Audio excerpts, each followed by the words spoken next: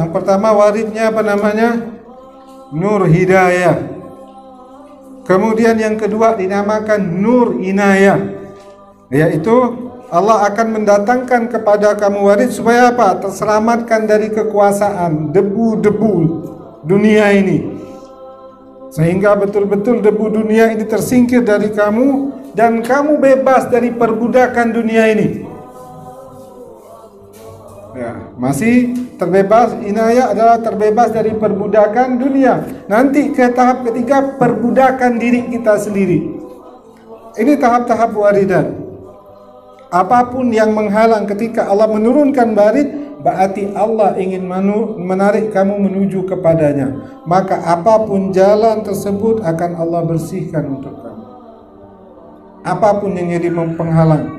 Terkadang orang melakukan semangat bagus, tapi kadang terkena dunia dia terjebak. Akhirnya dia tidak ikhlas. Hal-hal inilah Allah akan bersihkan diri kita dari debu-debu dunia ini. Bukan tidak ada dunia, tapi kecintaan kepada dunia akan Allah bersihkan di hati kita, sehingga benar-benar tujuan kita kepada Allah. Ini dinamakan nur inayah. Jelas saya akhwan. Ya.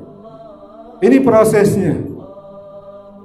Kalau kita sudah umur berapa dengan proses ini, kapan lagi kita bisa mendapatkannya? Tapi tetap kembali kepada Allah, memohon kepada Allah, tahapan-tahapan. Bisa saja akhir hayat kita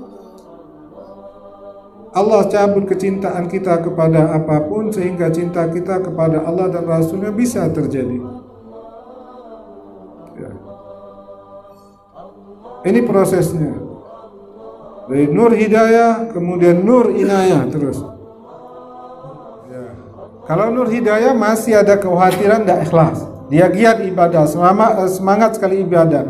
Akan tetapi alam ini dan benda-benda alam ini bisa menyeret dia untuk tidak ikhlas.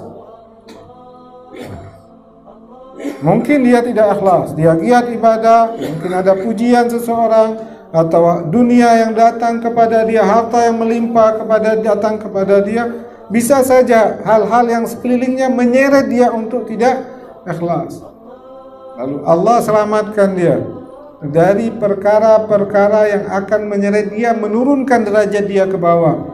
Ketika Allah sudah membuka hakikat dunia sebenarnya, dia akan melihat dunia ini suram sekali, tidak layak diperjuangkan. Akhirat yang layak diperjuangkan.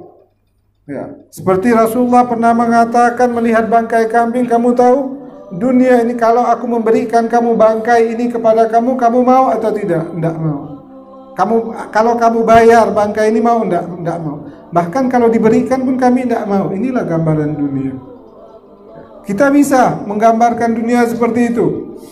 Nah, dunia tetap indah. Nanti ketika tahap kedua ini yang dinamakan hakikat pertama, hakikat kedua, Allah akan bukakan betapa suramnya dunia ini, sehingga hati kamu tidak sekali tertuju kepada dunia, bahwa dunia yang kamu ambil adalah untuk kemaslahatan akhirat kamu. Apapun yang kamu lakukan semuanya adalah untuk kepentingan akhirat kamu. Bahwa semuanya sama, apa yang dilakukan di dunia ini berbeda tujuan. Sama seperti seseorang minum kopi. Satu minum kopi, saya mau begadang hari ini untuk senang-senang. Satu minum kopi, saya mau begadang hari ini biar ngaji Qur'annya semangat, tahajudnya semangat. Sama saja dunianya, tapi tujuannya berbeda. Allah posisikan kamu di posisi yang kedua. Segala apapun yang kamu lakukan, semua untuk kemaslahatan hubungan kamu dengan Allah. Kamu mencari harta untuk kehubungan kamu sama Allah. Apapun yang kamu lakukan dunia ini, semuanya tujuan kamu adalah untuk Allah dan Rasulnya. Ya, bukan artinya ketika tidak dunia dia duduk manis, tinggal di rumah, ngurung diri, itu salah. Enggak. Beda tujuan. Macam seorang beli motor. Yang satu motor saya untuk jalan-jalan, yang satu enggak. Saya beli motor untuk tempat majelis, untuk ke masjid, untuk ke pondok, kan beda. Padahal sama-sama dunia, tapi tujuan berbeda. Jadi apapun yang dia, aktivitas dia, semuanya tujuannya adalah untuk kebaikan akhiratnya dia. Allah akan bukakan pemahaman semuanya itu, bahwa dunia tidak membelenggu dia. Walaupun datang harta segunung, dia tetap, dunia itu tidak di hati dia.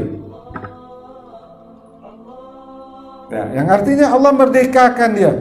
Allah tidak mengikat dia dengan hartanya, Allah tidak mengikat dia dengan anak istrinya, Allah tidak mengikat dia dengan sekitarnya, Allah bebaskan dia dari perbudakan dunia.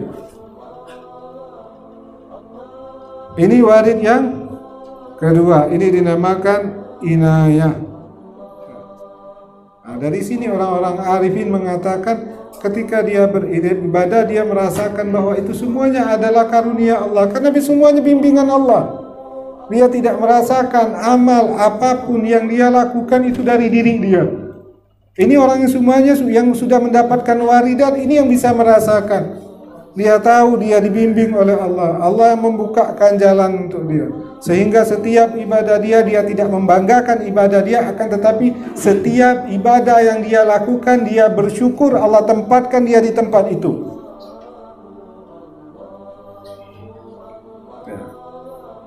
Jelas ya Allah. Terus. Dengan berinayah itu ia bebas dari cengkraman selain Allah, sehingga hatinya murni untuk Allah. Ya. Bebas dari selain Allah, hatinya untuk Allah. Ini orang yang hidupnya enak, merdeka sekali. Tersiksa kita kalau hati kita terikat kepada selain Allah. Karena selain Allah tidak akan mampu memuaskan diri kita. Selain Allah tidak akan mampu memberi ketenangan kepada kita. Selain Allah tidak akan mampu memberi kenyamanan kepada kita. Selain Allah tidak ada yang mampu memberikan kebahagiaan kepada kita. Manusia dalam sekejap bisa berubah. Dalam sesaat dia bisa berubah.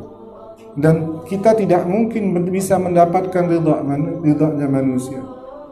Jadi kalau kita bergantung kepada manusia, ya pekerjaan yang meletihkan dan melelahkan, sesuatu yang kita kerjakan kita pasti tidak mendapatkannya. Jelas ya Ikhwan. Seorang hamba diberi nur inayah oleh Allah agar orang itu terus naik ke derajat yang lebih tinggi dan jangan sampai dia masuk ke derajat yang lebih rendah. Allah tarik. Jika Allah beri hidayah, dia terus istiqamah, Allah tarik. Jangan sampai dia merosot. Bisa saja orang merosot. Seperti iblis. Ya. Iblis dulu satu derajat sama malaikat. Alim yang luar biasa. Tapi akhirnya jadi makhluk yang terlaknat. Bisa saja seperti Bal'am, dalam sekejap.